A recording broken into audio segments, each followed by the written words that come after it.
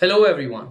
Welcome to Tuesdays with Trailblazers, brought to you by ADTechEdge, the video podcast where we bring you the latest trends and insights in marketing, advertising, and technology. I'm your host, Sudesh, and today we have with us Tim Ringel, Global CEO of Meet the People. He's a serial entrepreneur with passion and drive to push past the status quo. Tim has operationally managed ad businesses with more than 3,000 staff and 68 offices around the globe. So without further ado, let's welcome Tim. Hey Tim, how are you doing today? Nice to meet you. Thank you. I'm good. Well, we're quite excited to see what kind of insights you bring to us for us today, to be honest. So quite excited to have you on our podcast. Thank you for.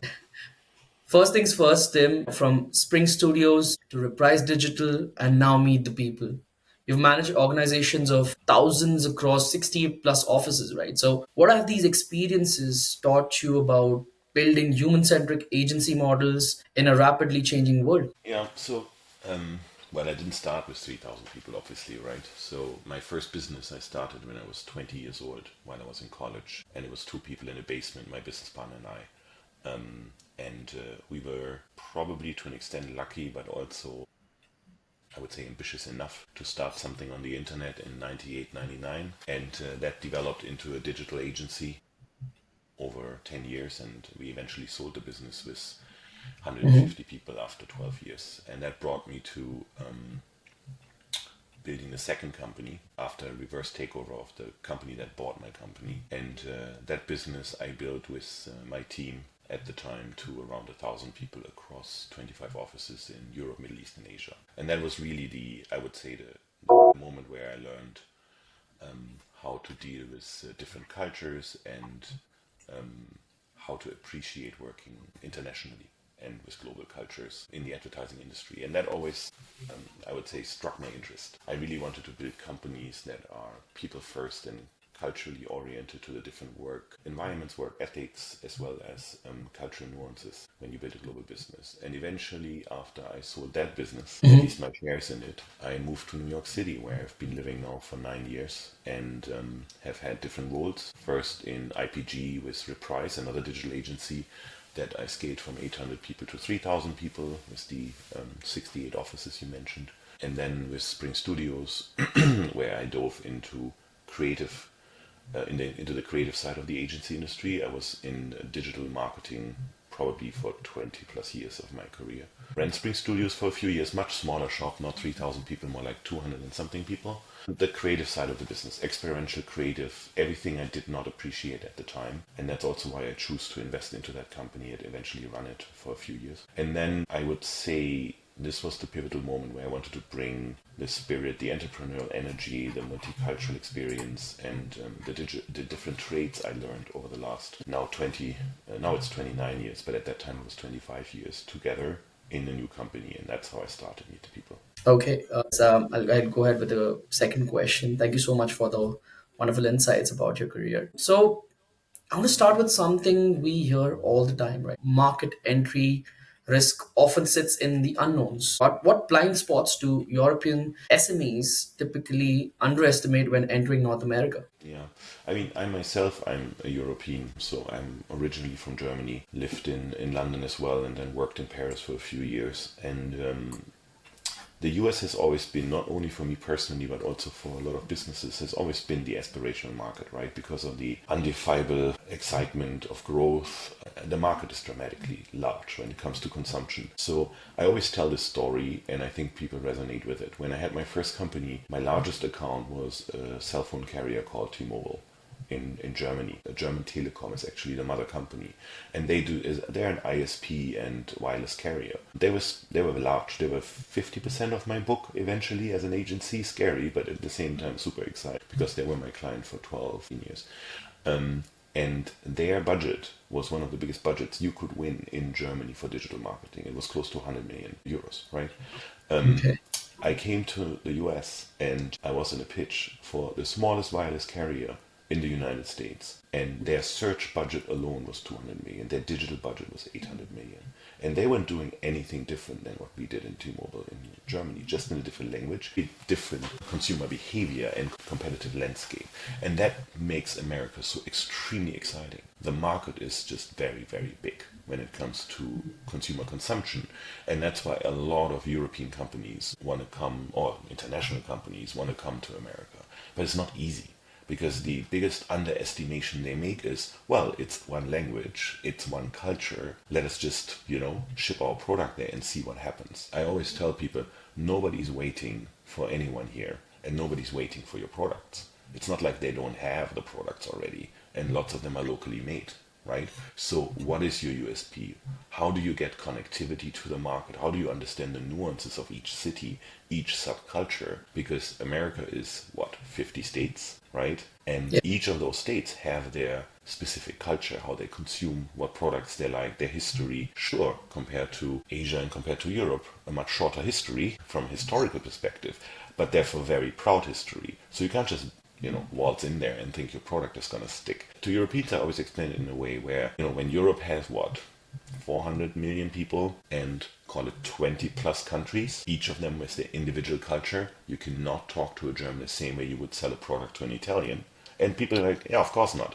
Well, it's the same in America. You cannot sell a product the same way to a New Yorker than you would sell it to somebody from Missouri. So understanding those nuances, where do you start? What's the biggest market entry barriers is not understand the culture and then not have the network to actually make it work.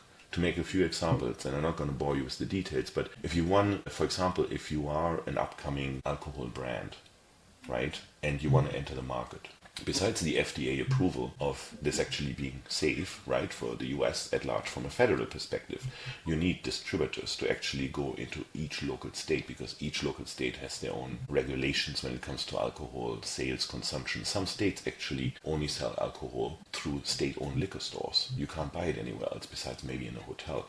You only can consume it there, you can't buy the bottle. So that is extremely fragmented. These regulations are extremely fragmented. So if you don't understand those, and now on top comes tariffs, and on top comes certain taxes and approvals, and it's quite complicated to navigate the market. And a lot of brands want to, especially on the consumer side, they want to break it in New York. They're going to want to break it and make it in New York, but it's also the toughest and most competitive market in all of the United States. So from market entry barrier perspective, there is a lot people can do wrong. Also underestimating how much stuff costs here. Labor, marketing cost, right? I always say, I talk to a lot with CMOs in Europe and they're always shocked. They get a sticker shock when they talk to a creative agency in America, right? Because labor cost is so high here.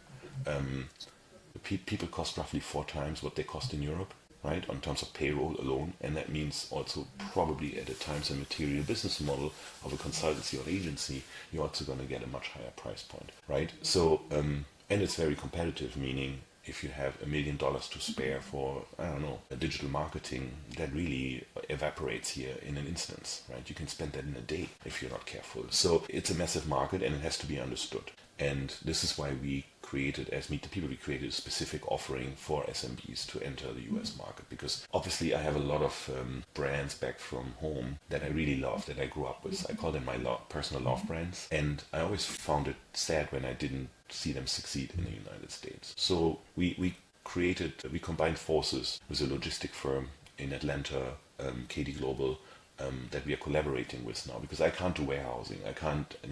I'm an agency group, so we don't do warehousing, for example, and logistics. I mean, we do for some large clients, but for SMBs it's trickier. So, and that company is specialized, especially for SMB, especially for send me, 1,000 products, and we see how we can sell this on Amazon. We also acquired because often the market entry on digital is usually much easier than on physical shelves, right?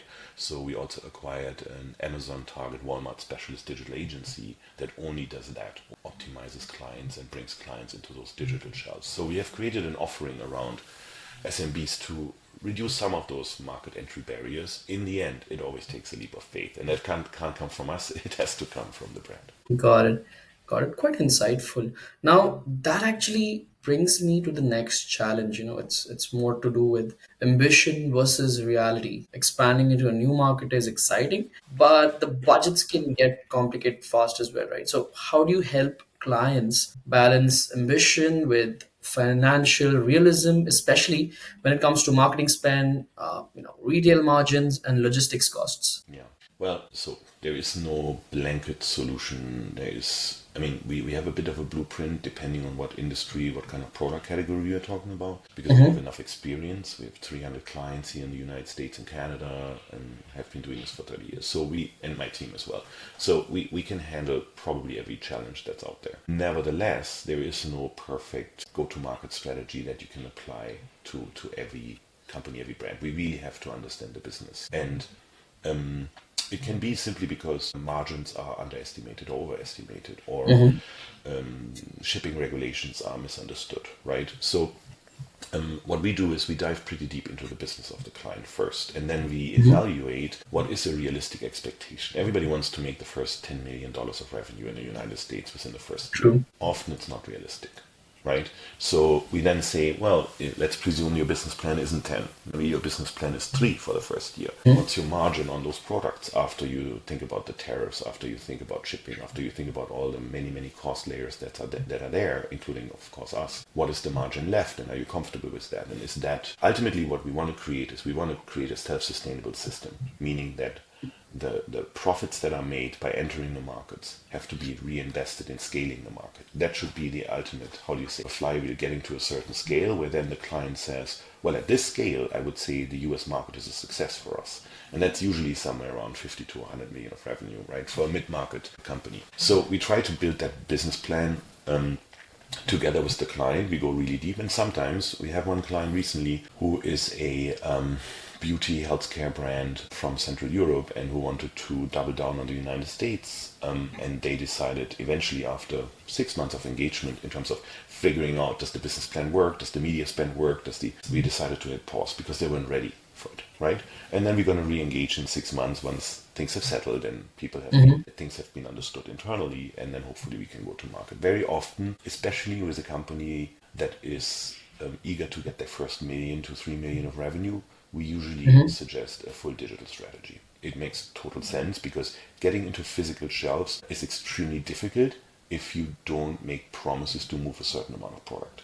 And until you know how much product you're actually moving, it's very difficult to make those commitments to retailers because you only have one shot. Once you have tried a larger retail chain and you have not succeeded moving product, they're not going to let you back in because shelf space is limited, right? So the digital shelf is ultimate, infinite. That's the beauty, right? But you have to know how you're going to be found, how you're going to be optimized, how you're going to ship in a timely manner. So I think for a brand that has not have done any business in the United States, we usually try to start with a digital shelf strategy first. This is where our specialized retail agency for Amazon, Walmart, Target comes in because they kind of dictate the market terms here in the United States right now on the digital side. And we help them to get to their first million plus revenue. And then we make a strategy of deciding, how about the physical shelf? Do we go with experiential first, sampling first of a product into supermarkets or whatever? Or do we actually try to get into a certain retailer regionally, locally, that owns those markets before we pick up the phone and try to call the really large ones? Because as I said, if you mess that up once, that's it. And if you get into one of the big ones, you're moving a lot of product and you have to be ready to produce it in time, ship it in time, get it into this. So I don't want to make it sound more complicated, but it's a very complicated fate. It's much easier if you have a virtual product than a physical one. Makes perfect sense. I mean, love the detailed explanation out there, Tim. Thank you so much for that. Now, this is my personal favorite question I wanted to ask is, we spoke about, European brands, having their own cultural identity, but European brands usually worry about losing control of their brand identity, right, when they are entering Correct. North America. So I'm curious to know, how do you ensure creative consistency while still adapting the messaging to US and Canadian audiences? This is one of the toughest parts because if you are a legacy European brand or any brand really globally, even if you're a legacy Asian brand, and you have 100+ years of the brand existence and you come to the United States, very often there's a complete misconception between headquarters where the brand is built and protected and how you need to communicate in the United States. The United States is an extremely fast-moving market, and you enter with the preconception of, we are legacy brands, we're 125 years old, everybody knows us. Well, not really. But we are the purest of the purest. Our ingredients are super healthy and organic and whatnot. So that's a tough conversation. I didn't really talk about it too much, but Meet the People is, what I do with Meet the People is, I have 10 companies within Meet the People. Each of them are a specialist within the value chain of marketing, advertising, and digital. So in these cases, so we have 800 people, 12 locations across the United States and Canada. So we work for all kinds of brands. We work for very, very large Fortune 100 brands, LVMH, IBM, whatnot, for SMBs as well, right, within our 300 plus clients. So we bring the different skills of those companies that we own 100%, we bring them to the client when we see they need them. Let's make an example. You are a consumer product, let's say a food coming over from Europe, great, healthy, legacy brand, beautiful, right? But the packaging is not going to resonate. It's just not going to resonate because all the language on the packaging is French, right? People are not going to pick it up from the shelf. So what we try is we try to bring the creative agency in and try to make very slight repackaging recommendations, right? Some call-outs that are more important. We even go as far as recommending flavors to enter the market. Another example, right? Europeans might be very prone towards truffles, making it up, right? While in chocolate, but while Americans really like peanut butter. Nobody in Europe picks up peanut butter. Like, it just doesn't exist as a flavor, right? But here, it's a killer product. It's a category defining product. So sometimes we have to play with those and recommend also maybe a product roadmap down the line for the client, a communication roadmap down the line. Sometimes we have certain of consumer products that are less regulated in America than they are in Europe, right? Something might be categorized as a health product while it's actually just a beauty product here, right? So because the regulations are different. So we help with our creative agency to look at the product and say, okay, number one, we need some kind of launch campaign. We need some kind of identity. So either we play to the very core of the legacy, because a lot of European history is still very appreciated here in the United States, despite all the political environment we are facing here, right? So sometimes we can play to the strengths of the brand, and sometimes we're going to have to ignore that because it just doesn't fit to what the American consumer going to understand. And then we go in with like slight repackaging recommendations, but that only works if the brand already has a certain revenue scale. No headquarters is going to approve a slightly different packaging for the United States if there is no revenue yet. Another example is, let's take the sweets category, right? There is certain holidays here that are just way more important than others. Halloween is an extremely important holiday for the sweets industry, right? And you need certain packaging. Like in Europe, packaging is usually very different to here. Here, people buy in bulk at Costco in America, right? So you need a sack of sweets. You really need a bag of it in micro packaging. Each of them is wrapped individually. In Europe, they don't like individual wrapping. Why? Because it's bad for the bad for the environment, right? It's too much garbage, too much recycling. So you package more differently in bulk in Europe. So we advise on those things as well. If you're not in the right aisle and if you're not packaged the right way during those very important scale times, people are not going to pick up your product. It's nothing to do with the flavor or that you're not a great brand, but it's not a convenience. So these things is the local nuances we're trying to help with when it comes to. So we bring the creative agency in for that. We bring the experiential agency in to recommend, well, if you really want to push the product, this is the neighborhood in the city that is being gentrified right now, where the hip people live that are the tastemakers who are going to post this on TikTok, right? And you know this when you're, I don't know, somewhere in Lyon with your headquarter, or when you're somewhere in Bavaria with your headquarter in Germany, right? You just don't know. So that's what the experiential agency then brings to the table, the demographic analysis, going down to a single zip code, understanding where should we activate with a very limited budget. And to put the bow around it, to wrap it up a little bit, we go as far as, but it's really selective obviously, we go as far as putting the money where our mouth is, in terms of we offer clients parts of our fees in a performance incentive plan, where we're saying if we drive this incremental revenue, we want to participate in the revenue, therefore we void some of our fees, right? So We take a piece of the risk. Makes perfect sense. I mean, something that comes to my mind if I were to reverse the roles is, an example of McDonald's actually, adapting to local flavors wherever they go and, imbibing that within their own menu. Would that be a safe Correct. assumption in this case as well? Correct. Yes, sometimes, especially when you want to unlock the next level of growth. I think for an SMB who brings a product to America, let's say they have 5 SKUs they want to start with, right? And their primary goal is we want to get to 2 million of revenue, right? To make the proof of concept to HQ that this makes sense as a market entry. Then you don't need to think about flavors. You don't need to think about repackaging. You basically relabel the existing packaging with the regulations on the back or whatever. We can do all of that for a client. But once you want to unlock the growth from 10 million to call it to 20, 30 million, you're going to have to go with the program. And that's where local flavor is going to have to come in. Got it. Got it. Makes perfect sense right now. Now, let's talk about outcomes because brands usually always ask what does success actually look like. So, from your perspective, for a client entering the US market using your integrated ecosystems, what does success look like and how do you usually measure it? It's all about revenue traction because, again, I always say I think every plan should be a break-even plan. At least for the first 3 years. It makes no sense to try to enter a new market, no matter which market in the world, right? And expect it's going to be profitable for you in the first year. My experience is, even when I open offices globally, it would always take me 3 years to actually get to break even, right?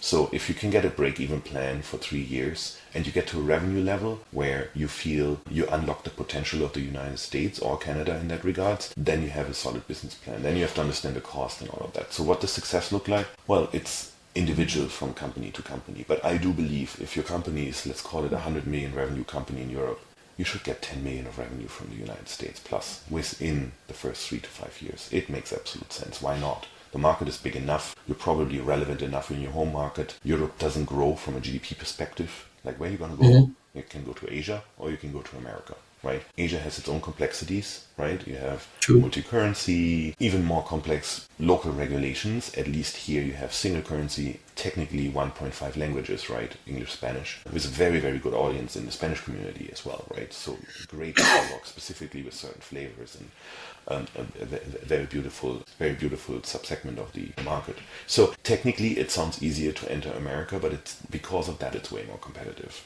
So you really only have those two choices, east or west. And it should come with a business plan that gives you break-even plus. That's how I would measure it. Absolutely. Obviously, I mean, given a choice, anyone would opt for the West because of the fact that, there's a lot of money out there. It's a lot of money. So think about the US has what? 340 million consumers. India alone has what? 1.2 billion, right? So the trick is, what kind of product are you selling? Let's presume you have a product that costs €1.50 in Europe, right?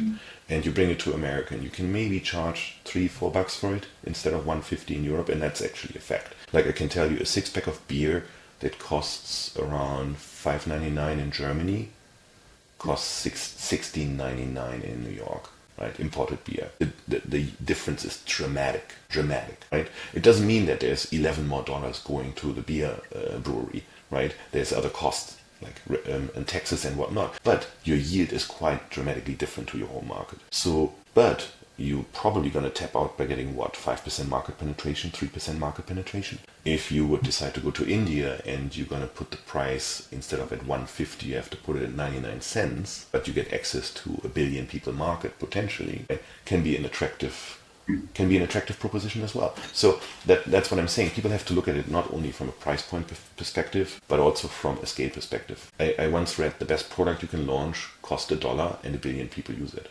instead of building a product that costs $10,000, but only 10,000 people use it, right? It's the question of what do you want? Absolutely. I mean, the perfect explanation of how pricing plays an important role at the same time how the region plays an important role depending upon your needs. I mean, that was perfectly explained. And the competitive landscape, like, Absolutely. we can't presume. So I can make the example for Germany. Germany is a market that is very discount heavy. Like, people love discounts. They love a deal. They hunt for it. They stand in line for it. It's a very weird culture when it comes to that. So consumer good manufacturers have undercut each other for decades, right? So the US is different. In the US, a brand promise still holds value. But the brand promise, the brand loyalty doesn't exist, right? But a brand promise can hold value. So if you buy 10 Super Bowl ads, Tide has done this for a few years. If you buy 10 Super Bowl ads, you stay relevant and you can charge a higher price. That doesn't work in Germany, right? But it works really well here. It costs you tens of millions of dollars, but it works but brand loyalty dies off much quicker than it does in other markets, right? So it's I think it's super exciting to understand. Me, I get excited about those things, but I understand not everybody does. Thank you so much, Tim. Wonderful Thank you. insights out there. Love the perspective on, the take on the competitive landscape and how things are, not so simple as they look on paper. I mean, that's a lot of complexity in terms of how things pan out when you want to go, global, rather than, when you focus only regionally. And I mean, a lot of these known brands that come to my mind, your IKEAs, your Onyx, or the other brands. I mean, if we were to say German brands, I remember seeing Evonik on a Borussia Dortmund shirt. I'm not pretty sure if it's a German brand, but you can probably tell me if it's a German brand right now. Is it a German brand? It's a German brand, but nobody knows what it stands for because they did this big tricot sponsoring for soccer, but they never explain what they do. And honestly, nobody cares. It's an energy company in Germany, and they also do B2B products like glues, adhesives, and all. But nobody cares. It's the weirdest tricot sponsoring I've ever seen in my life, to be honest. But everybody around the globe knows the brand because they sponsored BVB, I think Borussia, Yes. right, Dortmund. So it's super weird from my perspective. What a waste of money. You're a soccer fan by any chance? I mean, you want to call it football because German anyways, right? So Yeah, yeah, that's right. No, I know I know the CEO for a while. He's Evonik headquarters is 20 minutes from where I grew up. Yeah. got it, got it. Perfect. Thank you so much, Tim. Really appreciate you giving us the time and wonderful insights that you brought in. Okay, sounds good. Thank you so much. Appreciate it. Thanks. Makes perfect sense. Well, thank you so much, Tim. Some wonderful insights out there for our audiences. And actually, really enjoyed hosting you on our podcast, Tuesdays with Trailblazers. And thank you all for joining us today. If you enjoyed this episode, please subscribe and leave us a review. Until next time, stay tuned with AdTechEdge for more insights. Till we meet again, signing off, your host, Siddesh.